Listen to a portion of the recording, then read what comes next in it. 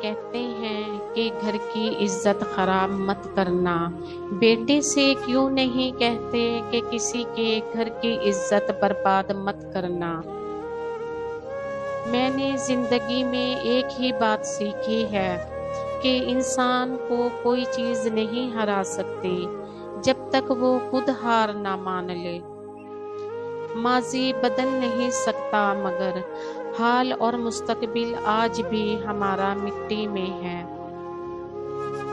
جو تم سے نہیں ہو رہا اسے اللہ تعالیٰ کے حوالے کر دو، پھر دیکھو کیا ہوتا ہے۔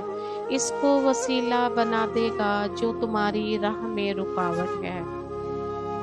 اگر انسان کسی صحیح راستے پر گامزن ہے تو منزل کے حصول کے لیے کسی جلد بازی کی کوئی ضرورت نہیں پڑی۔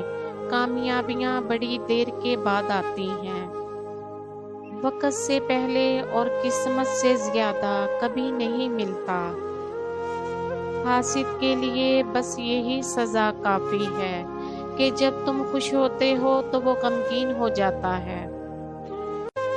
کامیابی حاصل کرنے کے لیے آپ کو اکیلے ہی آگے بڑھنا پڑتا ہے۔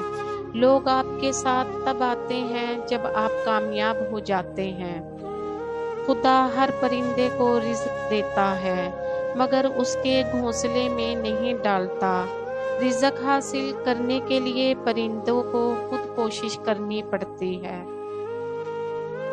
ہر کامیاب شخص کے پاس ایک تکلیف دہ کہانی ہوتی ہے اور ہر تکلیف دہ کہانی کا انجام کامیابی ہوتی ہے۔